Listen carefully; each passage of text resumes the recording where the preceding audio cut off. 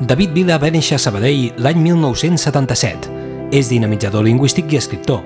Ha estat president de la Coordinadora d'Associacions per la Llengua Catalana. Va ser un dels impulsors dels tallers per la llengua i és membre actiu en favor de la llengua de totes aquelles entitats i associacions en les quals creu.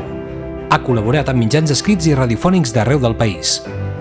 Compagina la narrativa i l'assaig sociolingüístic, els muntatges escènics per reivindicar els contes i les conferències i els tallers per fomentar l'ús del català. També ha estat coordinador de la Comissió Permanent per la Llengua a Sabadell i vicepresident de la companyia de teatre i dansa Petit Món. L'hem pogut veure i escoltant recitals amb el seu amic i músic, un tal Pere de Terrassa, recitant poemes i explicant contes, i fins i tot cantant. Agraït de mena, sempre té una paraula amable i un somriure disposat a transmetre la seva passió per les llengües en general i especialment pel català. Es mou com un peix a l'aigua en tots els gèneres literaris, tot i que ell afirma que on millor es troba és entremig de contes i microcontes, com a bon seguidor de Pere Calders.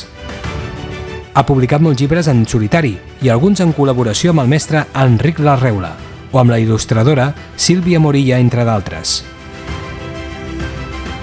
És un llengüaferit, juntament amb la Jessica Neukelman, amb qui comparteix escrits, passions i espectacles.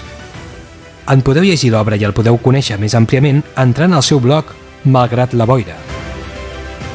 Les seves històries curtes i punyents són escrites per fer pensar, i com ell mateix diu en el seu llibre Ni ase ni bèstia, editat per la Prua Edicions l'any 2020, i és que pensar és la manera més subtil de transgredir.